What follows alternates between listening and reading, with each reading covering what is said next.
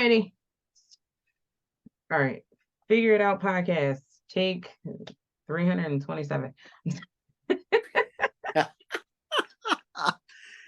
Hey, good evening, friends. Welcome to the Figure It Out podcast. I'm your boy Andrew, aka Cass, working with Mamacita Tish all the time. I don't know if you change your name or not, but you can fill them in if you change your name or not. But you'll always be Mamacita Tish to me.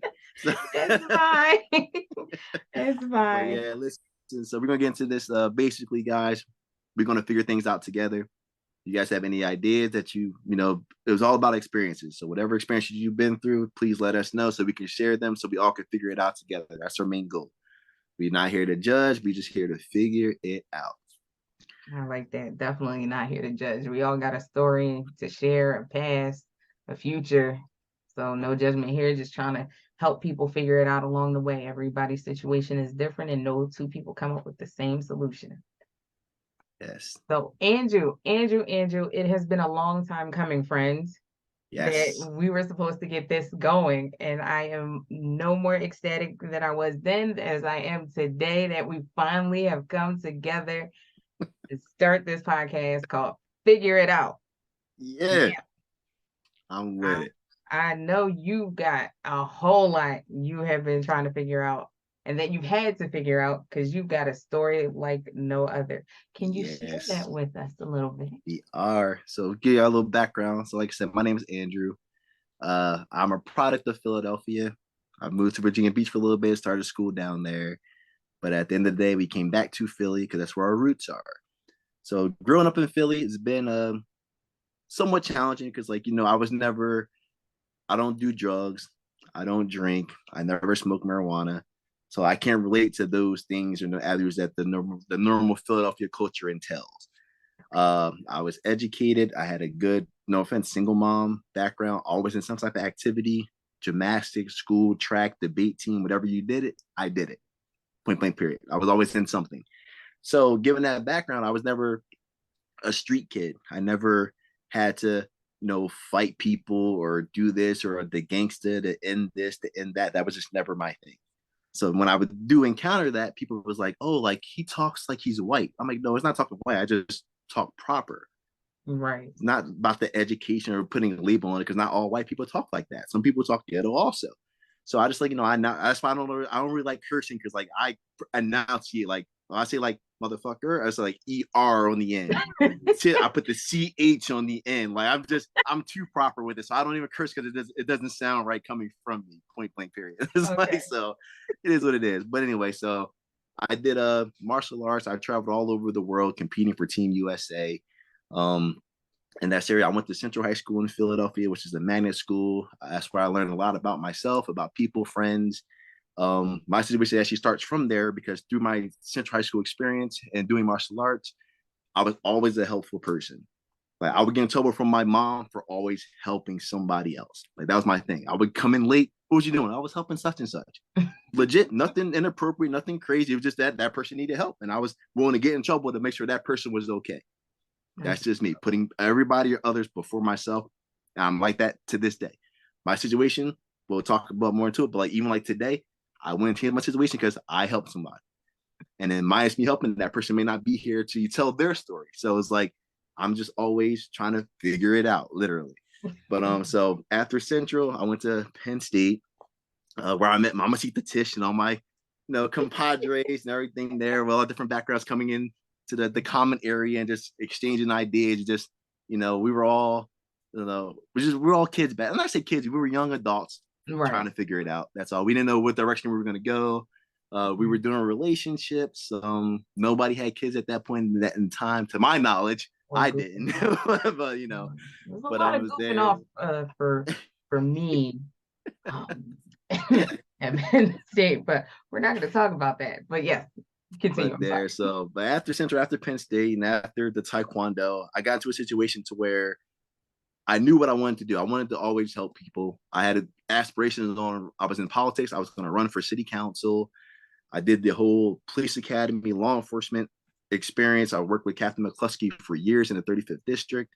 It was an experience. We did police career days. We did athletics with the kids. We did career days at school for Dwight Evans, Marion Tashko, Shirley Kitchen. I worked with all of them closely for years. That was my whole adult childhood working with Oh, all wow. these people that all have predominant names at this point. Now, I Right. was a nobody, but I was with them. They were in my ward, so we always got along and stuff like that. But through that experience, I got into a situation, and actually my senior year of high school, to where I met a girl. She was from Florida. She would come up here, and her parents were abusive.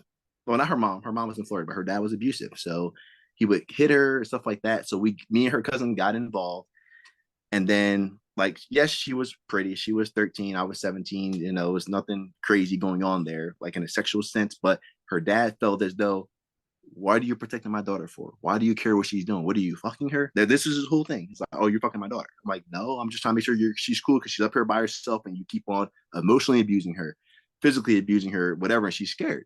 Mm-hmm. She has no family up here except for you. You're supposed to be her dad and love her, and this is what you do. So long story short, that situation was squashed. I mean, I could have did things differently in that situation. I'm learning that stuff now to like, going through my like life experience and therapy and stuff like that. But like at the end of the day, I still want to change that situation because I was a good friend to her. And you can ask that same girl, and she will tell you that I was a good friend that she needed. So that's that situation there. But in long story short, I went to court. I got convicted of statutory sexual assault and rape.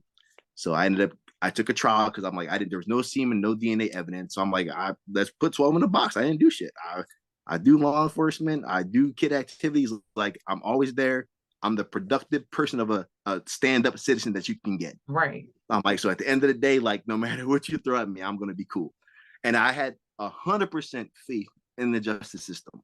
Mm-hmm. 100%. I thought people that if convicted or if caught, whatever the case may be, that they deserve what they got. That, I mean, even though like black and brown, we get convicted at a higher rate. From what I've seen, I never lied on nobody. If we book somebody, it was because they did what they did. We've Mm-hmm. seen it with our own eyes in the community. It's not like if people get this whole rat thing misconstrued, like, oh, you're telling.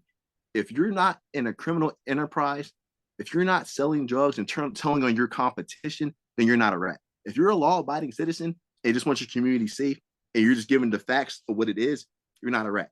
Okay. Point blank, period. You are a rat. I'm just going to get the terminology correct. If I'm selling drugs, I tell somebody else that's selling drugs so I can sell more drugs, that's a rat. Right. So let's just get the terminology right there, whatever case may be.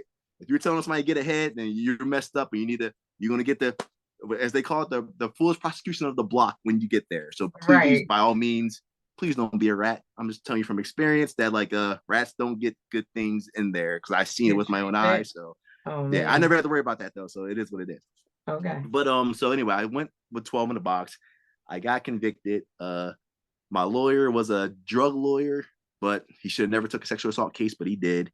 And then so it just wasn't there. Like it was like my problem with the court system was the facts that was presented was not the facts that the jury got to see or hear. My jury was home. My jury asked questions, they wanted answers, and they didn't get none of that. So Okay. then my judge bullied my jury into like, listen, like it was Friday. I remember like it was yesterday. It was a Friday. My jury came back hung. They said, Your Honor, no matter how much more time you give us, we're helplessly deadlocked. We can't reach it. We can't reach a unanimous decision. I play it's like a damn movie in my head. And I'm Mm-hmm. like, okay, so we got a hung jury, so we're gonna put 12 in the box and we're gonna try it again. My judge then says, go back there again and figure it out. The name of Mm. our show. He told my jury to figure it out. So so they went back there and they came back and the sheriff looked at me like, I really thought you was going home, but this is not looking good. I'm like, that's crazy because like I didn't do nothing, but okay.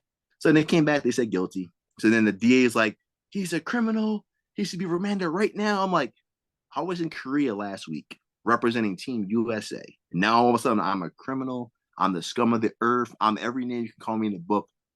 But when a week ago I was the praising world champion gold medalist from Team USA. So it Mm. was like it was shocking to me. It was like, okay, whatever. So that situation, it took me and my whole family into a 8-year detour on what I was like the golden child. I had certain family. I'm gonna talk about family on this too. Like I had certain family members say, "Oh, the golden child has finally fell." I was like, "Damn, that's how you felt." So wait, it was 8 years? I was gone for 8 years. Damn, it didn't seem that Yeah, long. And it didn't seem long, but I was going right after Penn State, 2009. I got convicted in 2010 in July. And I came home in 2018, July. 8 whole years. And Now, in that 8 years, like before that, I was engaged. I had a good relationship. I got pregnant with my daughter. And then, but we were not expecting me to go away. right. So I didn't want to hold up her life. So I basically told her to do her. That was a whole conversation. But she ended up going to the military doing her. She's really successful. She has a husband now. Like she's really good. Okay. The only problem with that is like the damages. I missed 8 years of my daughter's life. Right. So I'm trying to figure out how to be a father after 8 years. My daughter's 12 now. So I've been home for 4 years and like I'm trying to figure it out with her, but it's difficult because I wasn't there for 8 years. Right. And like it's hard because you got the parents that are home and don't give a fuck about their kid. I was away and still cared about my kid, but I was physically absent. So she then became a statistic because I'm another black man now incarcerated.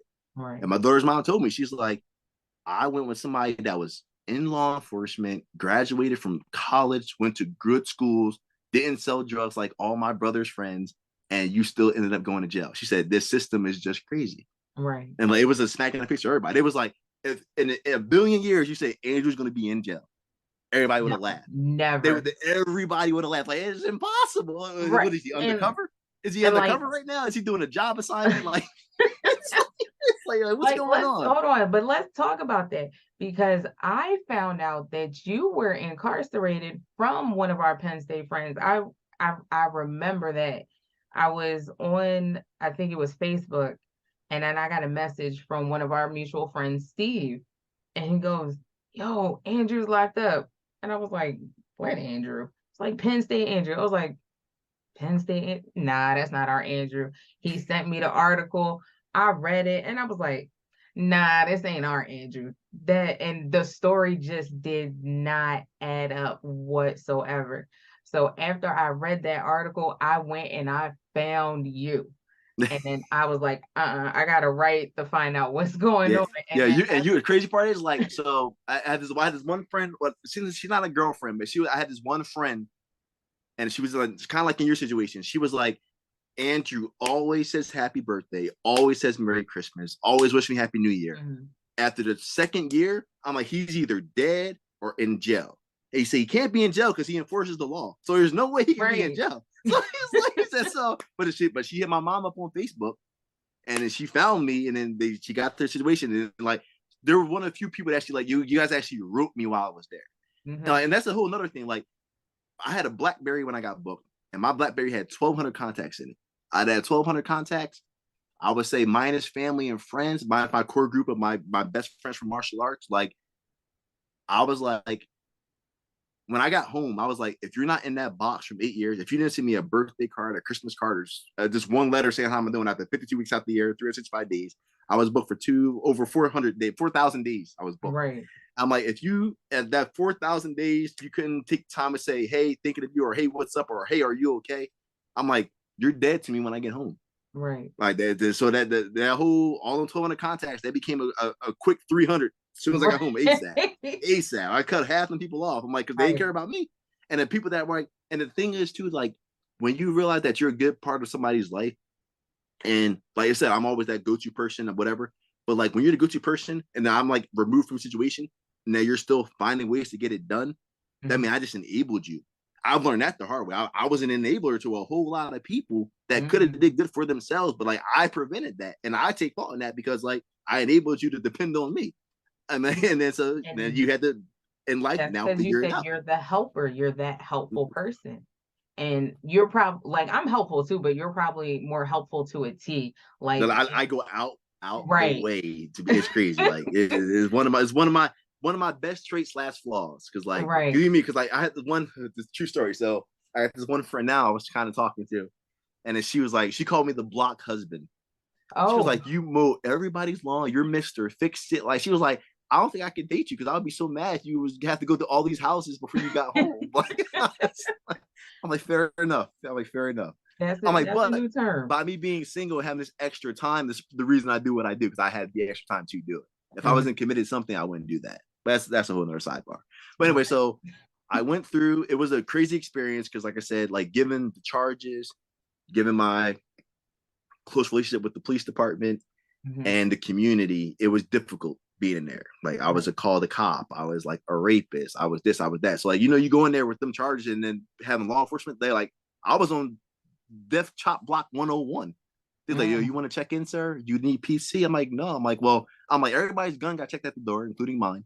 I'm like, mhm. so I don't need a gun. They don't have guns. So at the end of the day, I'm the one that has the hand-to-hand training combat. I'm like, so Right. if they want to go there, we can go there. We're gonna fight. I'm not gonna die. So now I Right. had a couple fights in there where I had to defend myself. There was quick work of it because like everybody wants to think that they're Golden Gloves boxers, but they really wasn't. And we made a spectacle of it. And the guards was like, listen, like whatever that boy knows, I had people Google me. It's like, oh, he knows that shit. I'm like, yeah, please let them know because I don't want to hurt nobody because I want to go home. Right. I don't want to die here. I want to go home. So if you're gonna prevent me from one, A, getting back to my daughter and my mom, we're gonna have a problem. Right. So while I was there, I said we had them situations, but like I want to say rose through the ranks quickly, but like I ran the commissary. I was at Camp Hill.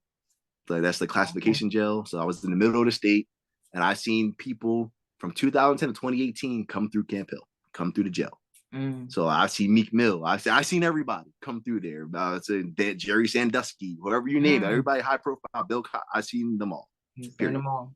And Wow. at the end of the day, when we got there, it's like no matter what your status was beforehand, what you did before, whatever, you were given a DOC number. And that was your number for the duration of your time being there. If you Right. got 2 years, it was your number for 2 years. If you got life, it was your number for life. So that was a wake up call. And then Mm, so like you don't really, I worked in commissary, so like you don't really understand the or grasp the concept of somebody having life. I was at work one day in commissary. My boss typed in the inmate's number and it said deceased or DES. I'm like, what does that mean? He goes, oh, that means he died. So he has this whole big bag of commissary, like noodles and chips and goodies and stuff like that, that he wasn't gonna be able to have because he died. wow. And then so it was like some died of OE, some committed suicide, some got checked out and stabbed. Like shit goes down there, shit gets real. And then Wow. so that was a wake up call for me. It was like, I mean, this is like, thank God I'm from Philly, so we understand it. But it was like, you have to make a name for yourself, and you have to figure it out in there so you don't Mhm. die, so you can make it home. Because like, in there, Right. like, they don't care about you. That's one. For Like they sure. lock you in there, and like it's a free for all. Like if you're gonna die, you're gonna die. They Hmm. can't stop another person from hurting you as much as they're gonna try. They're not. That's their job to do it, but they're not gonna put their life on the line for some Right. other inmate that's a murderer, rapist, whatever the case may be. They're not putting their stuff on the line for you. Right. You had to learn that. So at the end of the day, in there, it was like having a community. It was a hierarchy. It was like, you have some gangs here, some stuff there, but it's like at the end of the day, it's like these people run this part, these people run this part. You have to ask this person for this part. It's all about respect in there.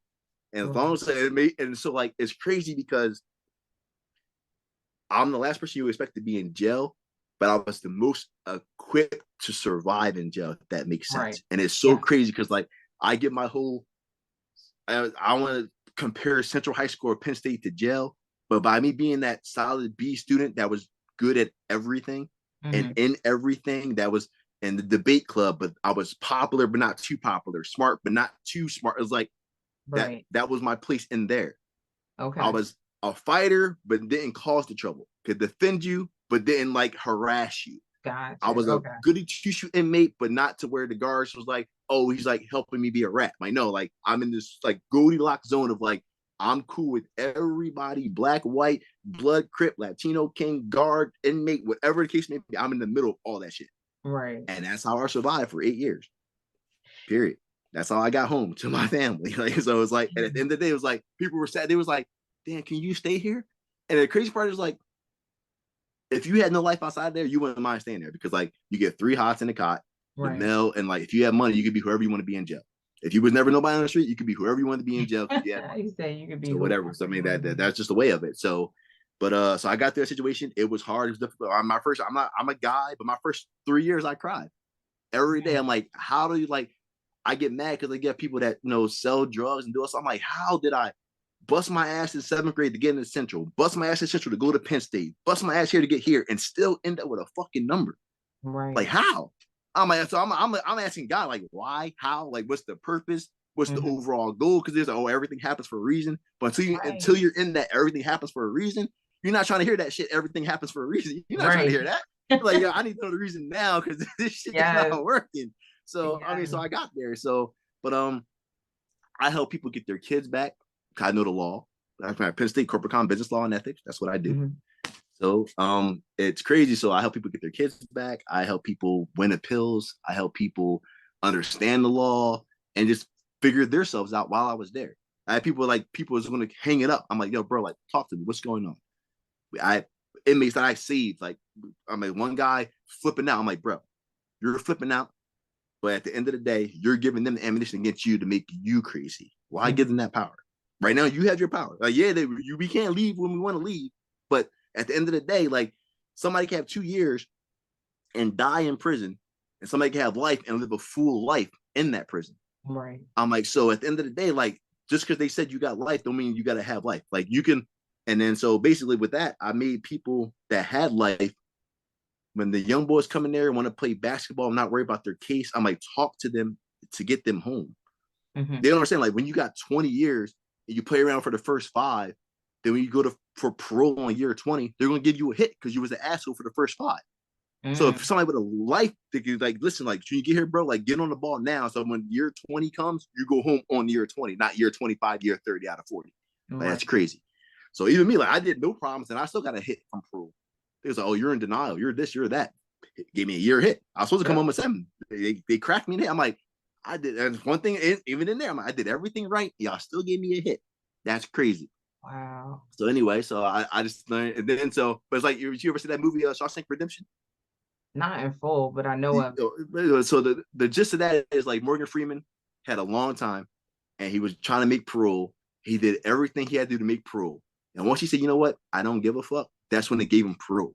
So it's like a mind game that they play, and it's Right. sad because like I don't think the parole board. I'm gonna address this when I go back into politics, but like the parole board as a whole, they don't grasp the concept of the power that they have on individual lives. Right. And then, so they make these decisions with like, I had a whole hearing and my parole person was eating Cheetos on the Zoom camera while he's listening to my case. I'm like, are you Really? listening or are you fucking eating? I'm like, are you paying attention? Or you already got your mind made up? I was pissed. I'm like, Right. this makes no sense. Like you just And you you got my should life in be. your hands and you eating Right. fucking Cheetos. I'm like, come on, bro. Right. I'm like, come on. So I mean, that's stuff that like people they don't take that serious. That's their job. But like, you don't like. I hate to say, well, I hate doing this. I'm like, well, you volunteered. You don't have to do that. You want to do that. Same thing with the Mm. guards. Like, same thing with teachers. I Right. hate kids. Then why the fuck are you a teacher? Get another job.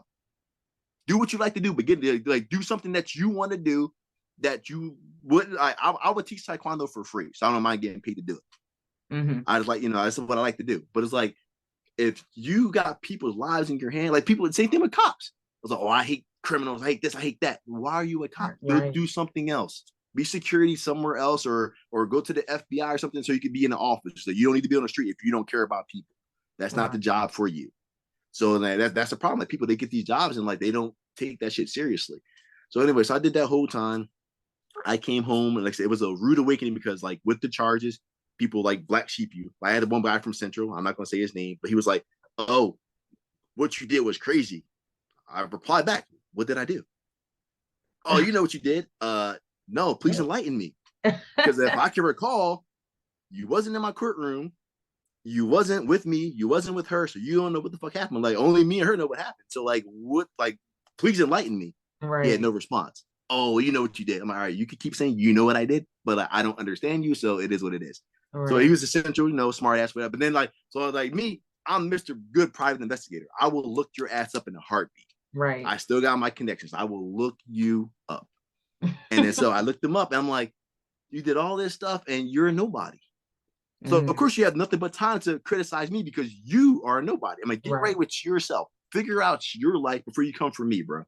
Because even with everything that happened to me, I'm still somebody. I Yikes. came home like me. I'm not bragging, but like I got a BMW 750M. CEOs don't even have that damn car. I'm Mm. an ex-convict with that car and I bust my ass. I don't sell drugs. I work 6 days a week. It can be Right. done. How you enlighten yourself, how you come home, how you focus of what you have to do. You want to come home and like, oh, play the victim. Oh, I'm here. Oh, nobody cares about me. I can't do nothing. With that attitude, no, you can't do anything. Well, like also keep in mind it's you're mentally strong and you also had a support system behind you. Yes, That is that's a big That's a big that is a factor. My mom ruled difference. hard. My mom Dukes, like I said, that's my best friend. Without that Right. support, like no, because that thing, like, even being in there, like with deadlines that had to be made, if I didn't have that outside person that could call for me to Mm-hmm. make stuff move, like I'll probably be up Shit's Creek too. Because like Right. some people don't like, some people like they cut off that family support and they had no support. So one Right. thing I can say is like, but that comes from the person that you are before and Before. after. Right. So the person I was before, I had people. I when it came to for parole, I had 215 letters of recommendation, letters of character, letters of whatever you could think of. I had 215 people write on behalf of me Mm-hmm. to the judge and the board on why I should have been home, why I shouldn't have been there. Period. Right. Some people that's been there that had a whole life and had people they couldn't even get one person to vouch why they should come home. Wow. So that speaks volumes of of Who like they were. that's the person I was beforehand. They're like Right. he needs it like and then so I get mad because like I fight for second chances for people, but only when they make the most of that second chance. Mm-hmm. Like I would love to fight more for convicts, but at the end of the day too is like I'm not gonna fight for you as if you want to come home and do what you were doing before and go back. You're a waste of my time, you're a waste of the community time, you're a waste of energy. If you Mm-hmm. want to go like I mean people make mistakes all the time, but when you can own your mistake and then not have that mistake happen again, and then better yourself from it and then change other people's perceptions. Now we're talking. Like when you meet my friend Keenan, like Keenan, he's that person. He let you know I made a mistake. I did my time. This is what I'm doing now.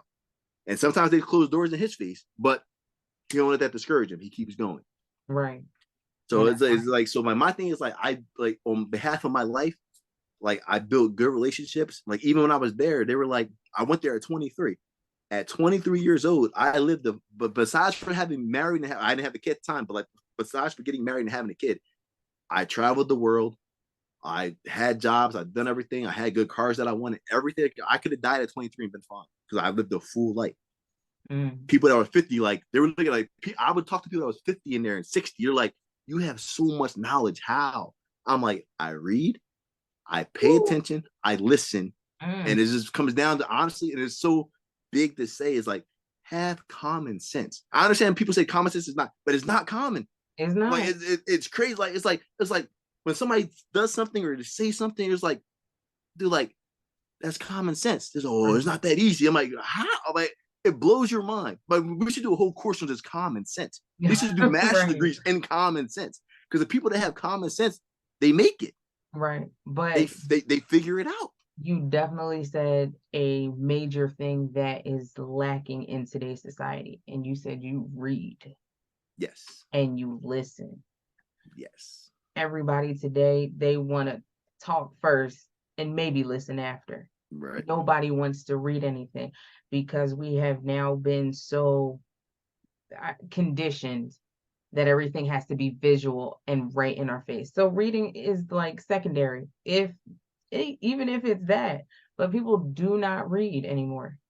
Right. And See, my that, mom actually she's working on books for kids now. She has a Bringing Etiquette Back. It's her new workshop that she's launching now. oh, mama, So let listen, me get yeah, that book, yeah, listen. But she got Bringing Etiquette please. Back where she teaches etiquette throughout the book, Yes, and then for the little one, she has etiquette ABCs and etiquette 1, 2, 3s. yes, So my mom is doing the damn thing when it comes to bringing etiquette back, and she's yes, doing it.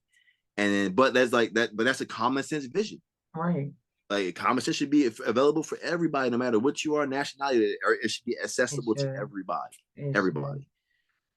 So back to this is so like so the common sense. I get mad because like we always want to get the last word in and we don't listen. Like me, Mhm. I'm a great like I listen to details. Like that's what I mean. Like not that I'm like a helpless romantic, but like girls like me because like when they say things that you're not listening to, like oh my favorite color is green. I like lilies and I like peanut chews or Snickers.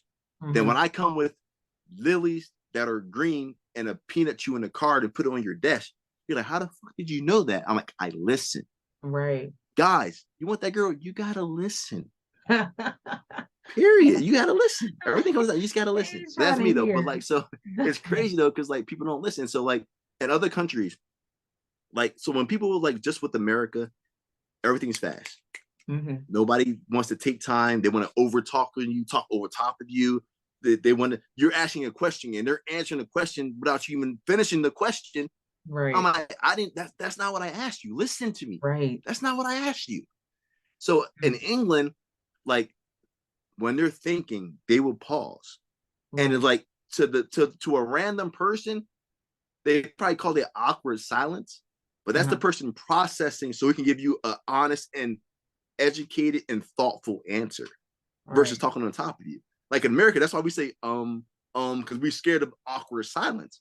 Right. You don't have to say for your brain to think. Just like we're talking, I'm listening to you, I'm understanding and processing what you're saying, what you're hearing. I'm not like Little Wayne says, I'm overstanding you. I'm overstanding you because I'm Mm. there. I don't Right. want to understand you. I'm overstanding you. And now I'm going to give you an answer based on the stuff that you're asking me Right. thoughtfully. Yeah. So people, they don't do that. They want to, oh, da, da, da, da. I'm like, bro, like, stop. I mean, me, and I talk fast because I always like get information there and like get everything out because I feel like there's not enough time. Right. Yes, I But agree. like, yeah, I learned that from one of our professors where I took CAS 100 public speaking and speeches and stuff like that. They're like, Mm. you talk so fast, to have so much information, but it was like, I only got 3 minutes to say it. So I got to say all this in 3 minutes. That's hard. Like, yeah, that's hard. So, I mean, so that's just been me though in my life though. But so when I got out, I worked for a couple of moving companies. Okay. And I feel as though they took advantage of felons because they're like, one, nobody's going to hire you because you got a felony. So Hmm. now I'm going to pay you whatever I want, give you the shitty hours that I want. And then when it's all said and done, I got your trust, I'm going to burn you for pay.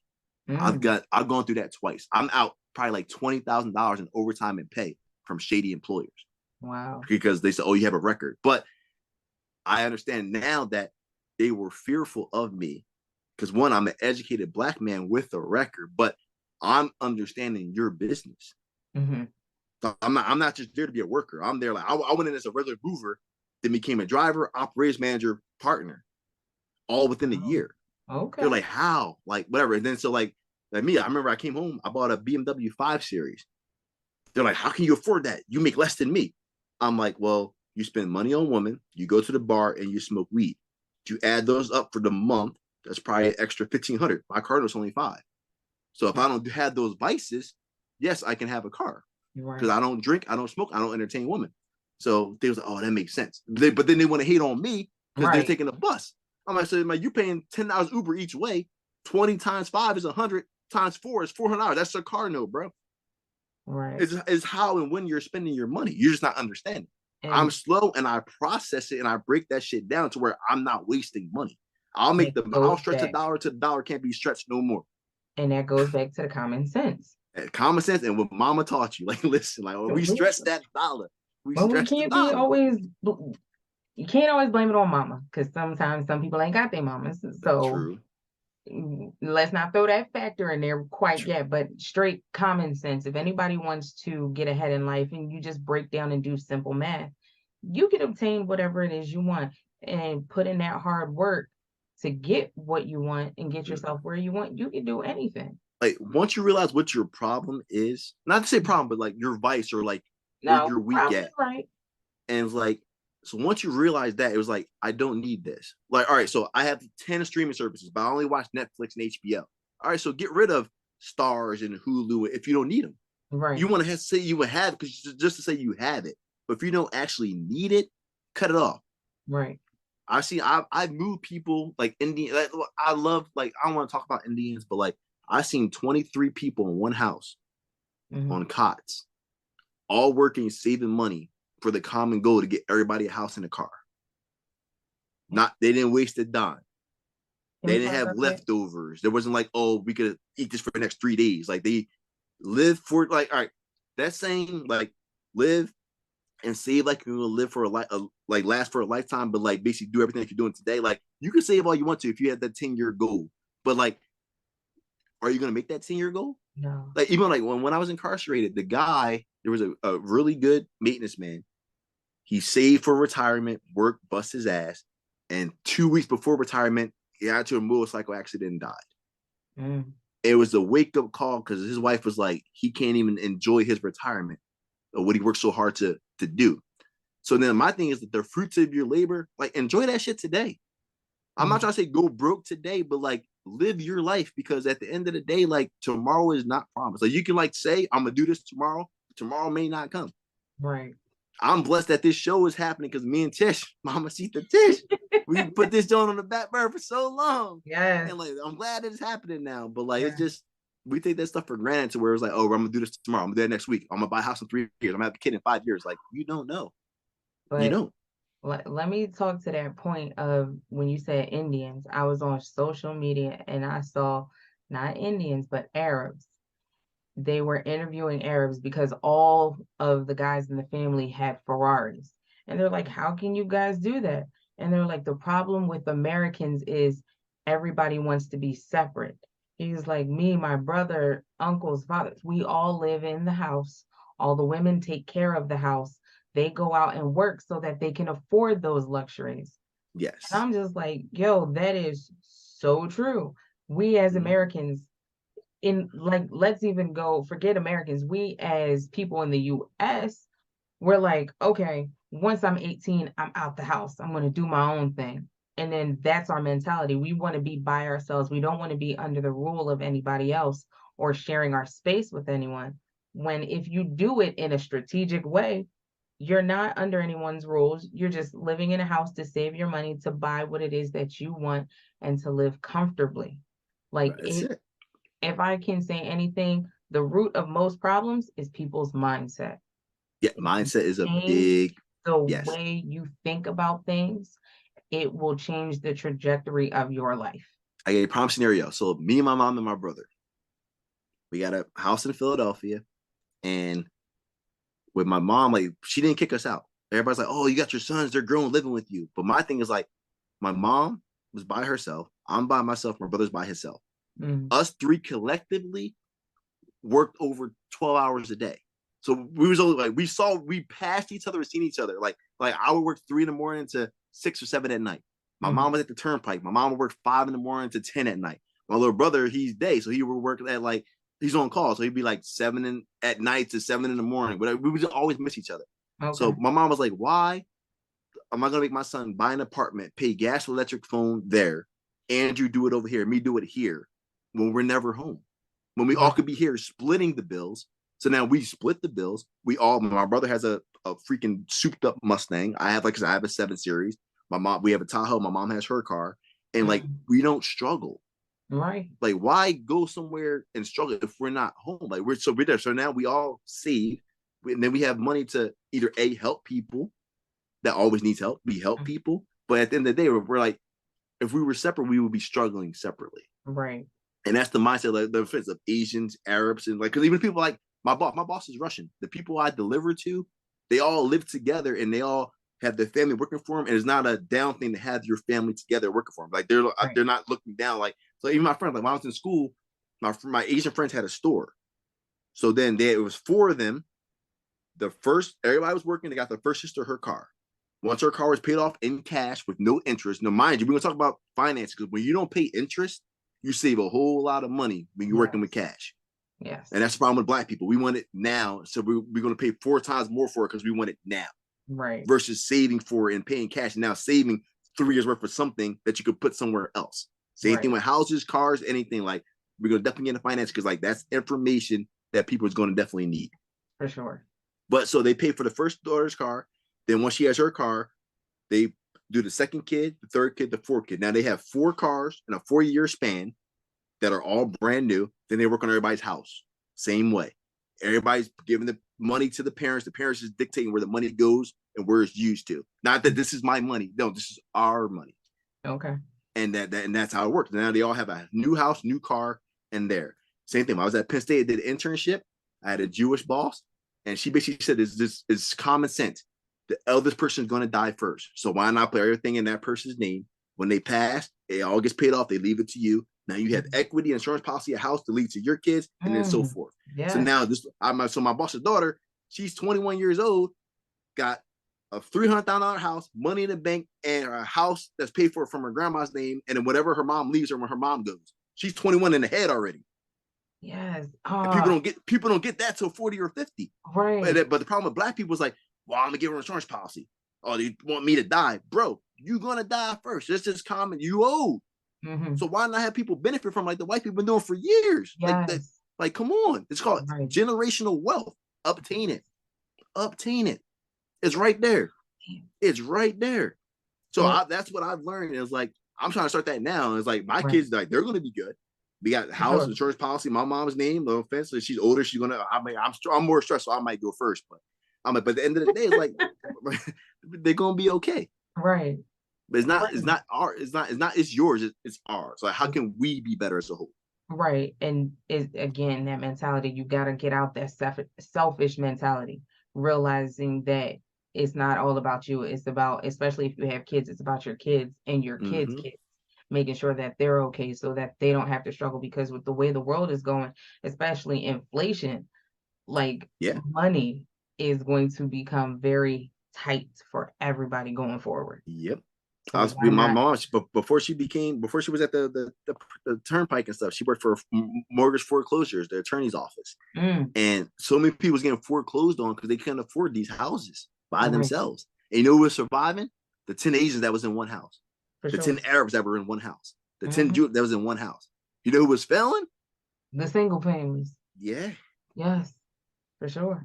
So I mean, everybody want to be out there trying to do their own. Like, no, Uh, you can't have both. Like, listen, it's a known fact. You work in life to pay off your house and your car. If you could start off with a house that was given to you by great grandma and grandma, and you get a car that you pay for flat that you don't got a note for, you're ahead of the game. You could work any job. You could work at McDonald's, Dollar Tree, Burger. You could afford regular bills. It's right, them big bills that you need the better job for. But right, if you're living by your means, that's the thing too. Like, it don't matter how much money you make. If you can't budget, if you can't know what your weaknesses are or what your vices are, you can make $1 million a fucking month, and you're gonna be broke, living paycheck to paycheck. yep, By yep. your all you mean, you make $1 million a month. I'm gonna buy a house, a yacht, this, that. Do you need all that? No, No, you don't. Like no, me, like I don't make nowhere near that. But people like, yo, how much money you got? I'm like, I got enough, right, but like I right. don't. I'm not blowing it all crazy. But like me, like a good time for me is like me taking my family out. I like building memories. Hmm. I would go to Dave and Buster's and spend $300 on my nieces and nephews because this was something I remember. Oh, Uncle Drew was this. Uncle Drew was great. Whatever the case may Right. be. Like I love memories. My daughter said, "Oh, my dad's great." My mom, I got her a custom made thing for her birthday, where she loves that. I'll spend money on family and good friends and like that. I won't Right. blow my money on. I've never been. I'm 36 years old. I've never been to a strip club. I'm not ashamed to say it. I've never thrown ones. I've never thrown fives. Not my Hmm. thing. And people Again, go there, they throw fives and ones, and they do that every ying. Friday and Saturday. They burn $2,000 a month, and they're not even getting wet. I mean, so And like I said, you are yin, I am yang. We are opposite. I definitely can say I've thrown some ones a time or two in my life. oh, that now listen now. I want to be Magic Mike now. Don't get it twisted. I watch Queensman, but hey, listen, money's where the money's at. Yeah. But It's okay, but it, like you said, you got to know what your vice is. I don't do it often. It was for a short period of time I was doing it, and then I was just like, yo, good money, bad money. This is good money I'm throwing out to make it bad. out the Like, no, we're window. not doing that. But yeah, so but that basically said, man. Then like so like back to me is like I had singing group. I write music. I love piano. I'm like I could write a song for like my grandma passed away. I wrote a song on the spot, music and lyrics right there on the spot, performed it. Wow. And that's another thing too. Like people don't understand. Like when I was away, like my cousin, her third son's my godson, but like she got hit by a car Mm, crossing the street at Broad and Allegheny, ran her over, didn't think about it twice at 29. That's my first cousin. And like that was one I couldn't be there because I'm incarcerated. right. So that was super traumatic to lose a first cousin like that. That was like I'll send you the picture of like me and her when we were little. Like this was my right hand. It was like crazy. Wow. And it's like that killed me. And then my mom's mom passed away. That killed me. Because like Right. you can't get that time back. Like when you're away, like people they make mistakes, but it's like the mistakes that they make don't know that it's gonna cost you later. And Right. when you cash in on mistakes later, like I've seen people lose kids, parents. It's traumatic because you got to grieve by yourself. That's a whole other process. When you're Right. isolated from the pack and got to grieve alone, like Right. that's a whole other animal. Like and there you can't show weakness because like people take advantage of that. Right. Yep. So it's like it's brutal, super brutal. Well, your your story still continuing like anybody else's, but you found ways to figure it out and you're still continuing to find ways to figure it out. So that's definitely a good look for you. And hopefully those who are, our friends who are listening, figuring it out is no easy process. It definitely takes time, and you can't follow everything you see on social media. Nothing is a quick, fast turnaround. You've got to learn how to read. And I Yeah. hope we continue. We're gonna definitely make that a thing. You've got to read. And no reading has to be like these long behind novels. It could be a short article or something, but reading fuels the mind. It extends your vocabulary, all of that. Yes. It makes you a better person. And then I will even add to that, put yourself in situations that make you uncomfortable. Learn how to work through it. Yes, definitely. And so because the people, they don't have, I call them problem solving capabilities. Mm, Some people don't have them. for sure. And like you see when they get frustrated or like I love kids because like it shows you early, like when they lose and they throw the remote. Like, why don't we just Mm, throw a $75 remote across the room and break it? mm, Let's walk this back. Because right, like so you're gonna be mad, you're gonna be driving your car, you're gonna crash that. Like you gotta set the precedent on right. what's going on and how to resolve it because like that shit can get out of control. Hmm. Yeah, definitely. All when you listen to the news, if people choose to do so, you hearing people with road rage, mass shootings. It's all because they don't know how to handle their emotions, handle whatever internal Listen, turmoil they're dealing with. the crazy part is I drive super, super fast, but But I go like you cut me off, you got it. I'm your bitch on the road. I'm gonna get there eventually. You want to go right, in front of me? By all means, go ahead. I'm the I same way. I like I drive. I go to New York to and from 3 or 4 times a week. I drive I-95 north, and I stay in the middle lane. I watch people go in and out, in and out, in and out, and I pass them 7 times. They don't each to the right side or left side of me. I'm like, just bro, if you stay in your lane, you'll get there so much faster because you're the one holding it up. Because you're trying to get back, you're trying to cut over. Right. Like That's you it. slowing up traffic, you being fast and you slow, like you slowing up your own process. You just don't understand. And then when Right. you crash your car, now you mad. I was like, so I get there when I get there. Not gonna lie, sometimes I be on the inside, a little happy when that happens. I'll be like, cause that's what Yeah, you get. see, it's karma. It happened. I'm an advocate for it. I love Alicia Keys. So I believe in karma. Hmm. What goes around definitely comes around. And like, just because it's bad for you right now, don't mean it's gonna be bad for you later. Because like, Right. it's that scale is going to balance. Right. Scale is definitely going to balance, and like just where you at, where it's balancing is that's up to you and whoever you believe in. But Right. at the end of the day, like when that don't balance, you better be ready because You're you got to right. account for everything. That's why I don't mind when people say whatever they want to say, but they can be smart in the mouth. One, like you ever said, like one, you can't beat me, and I don't go around thinking I'm the baddest person there. I'm in Superman. I'm not invincible. But at the end of the day, it's like I know you don't want to fight. Right. I know you don't want to shoot me because then you get life in prison for shooting me, which is to be a nobody to you. So do you really want to cross? I mean, like when you think about it, that like the process, like I give another scenario. So when I was in there, I was coming up for parole, and the one guy was like, "I should punch you in the face and mess up your parole." Once you get into a fight, you get the hit because they don't let you go home because you're a conflict enemy. Oh, really? So, Even if it's so not your fight? it don't matter. A fight's a fight. Dang. It's tough. So I sat there, I processed the situation.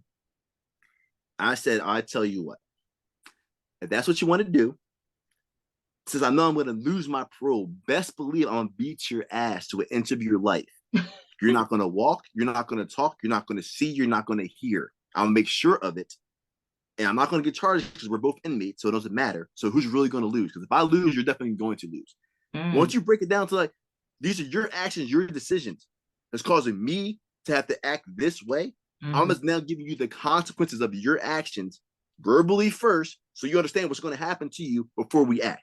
Now, if you Hmm. still choose to act, by all means, we can have this dance. We can have the rumble Mm, in the jungle. I don't care. But if you want to use your common sense and process and realize what I'm telling you is going to happen to you hmm. because you think you're getting at me, you're really causing self harm to yourself. Now, do Right. you really want to harm yourself? Well, Once you answer that question, we'll go from there. And that's how I solve every conflict in there. right. Guards too, because I mean, you have some dickhead guards. They're like, "Oh, I'm gonna write you up, or I'm gonna lock you in. I'm like, all right, you're gonna starve me. You can do whatever you want. Keep in mind, I allow you to go home every day. That's not a threat. Mm, I'm just letting you know that you're not promised to go home. right. So if you keep on messing with the eye, I have common sense. I'm weighing my options. Like if I hit you, I'm gonna get 7 years added on to what I already don't want to do now, Right. and it's gonna affect me and my family later. I'm processing it. You're gonna have that person that flies off the handle that's not going to process it, and that's gonna be your day.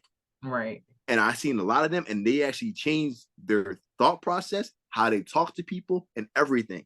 And they Oh, thank me for it 3 and 4 and 5 years in their careers for that.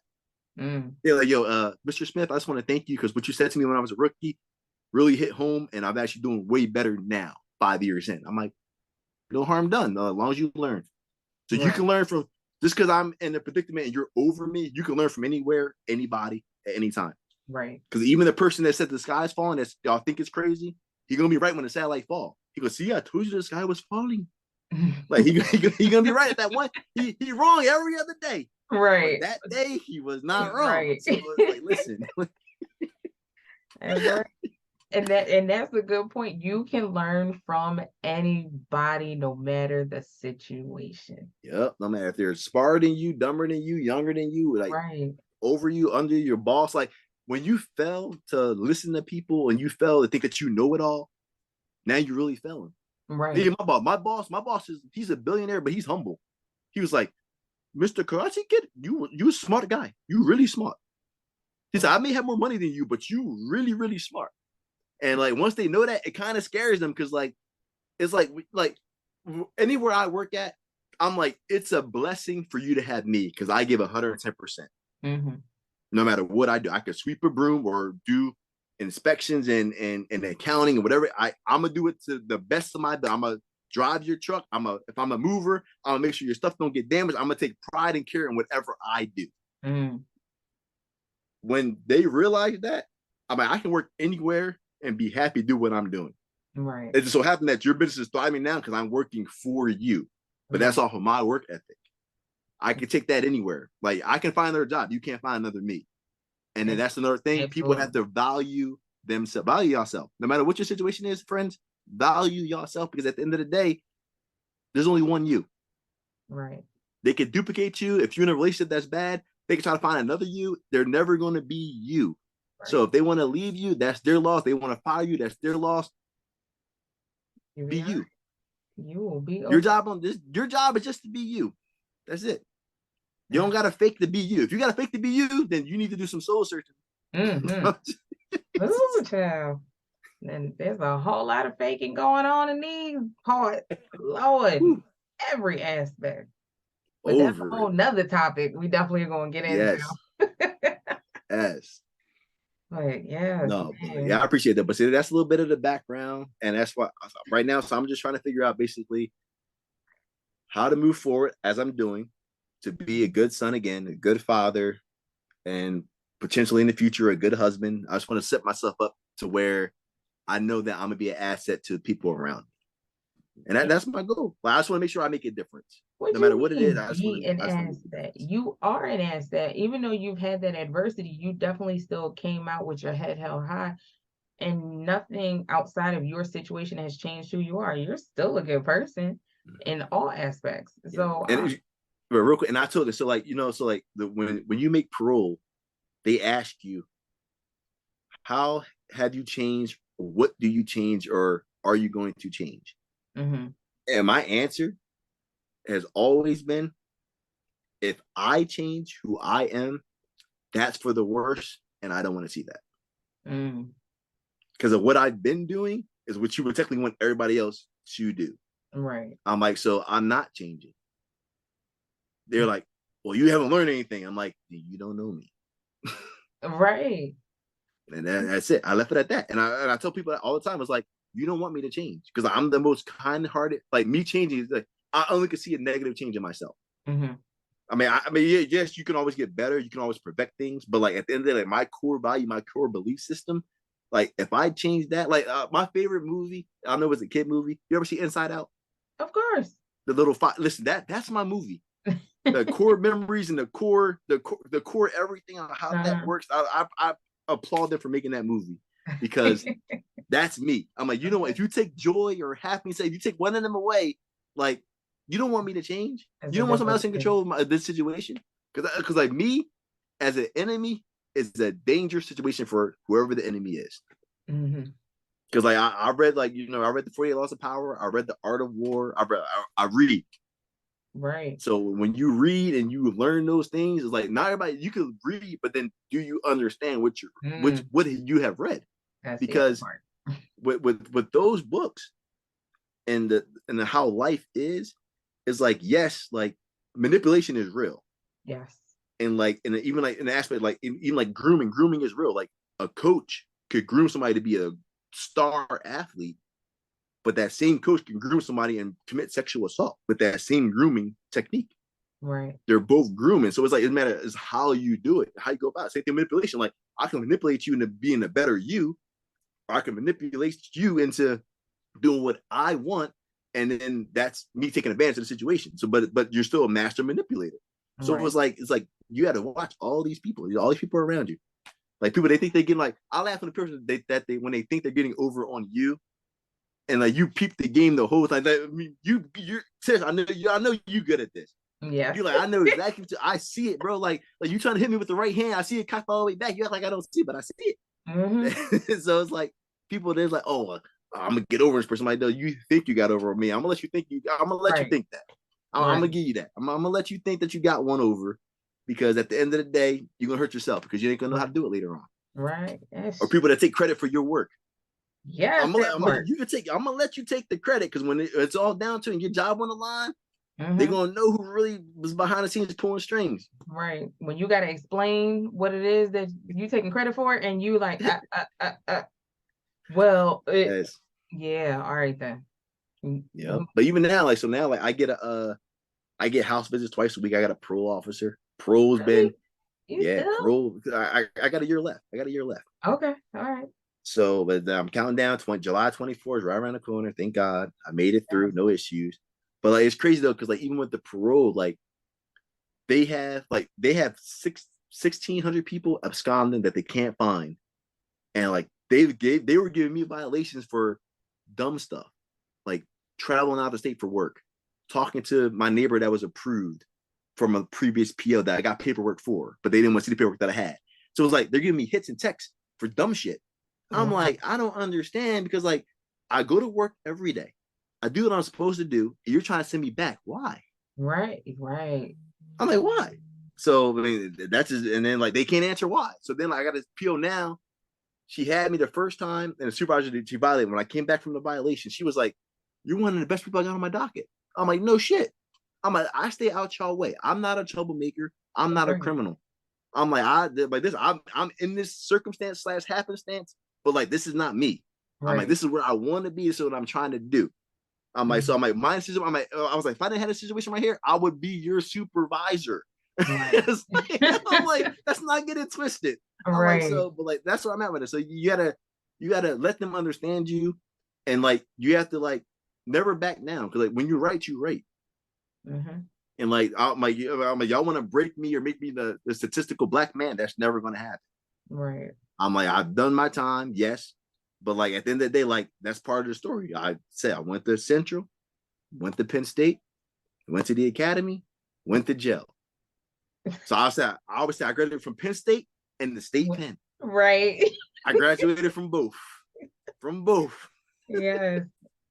But you came out on top, even though it might not seem like it to some, but I know you definitely came out on top because finding out your situation, one thing I was certain to do was to find out the truth. So I wasn't going to stop writing you. That was Mm. never a thing. I was like, nope, I'm first and foremost, I am West Indian and we are nosy. So I'm going I'm gonna be there, right? So what happened? How did you do this? Whatever. And then also because you were a friend. Like I couldn't see your situation to be believable at all. And then I couldn't see you, the person I knew, somebody who was within the police, someone who did martial arts, someone that cared for kids, for them to paint that picture of you and say that you did what they claimed you did. I was like, nah, that's not Andrew. I'm not gonna give up. I'm not gonna turn my back on him for something that I don't even know the full facts about. Mm-hmm. So definitely, and I'm happy I did. I'm happy I didn't turn away. I'm happy I stayed in contact with you because now I'm getting to learn you and definitely learn more about you. Finding out that you sing and write songs. I never knew that. Like, excuse the hell out of me. I'm definitely Yeah, gonna have to test that out sometime. Might have to show the people, our friends, all this yeah. Right. I'm gonna pull out the vocality. piano for y'all one day. We have the Oh, piano. I'll have Yeah, a I little got Jamie y'all. Foxx session.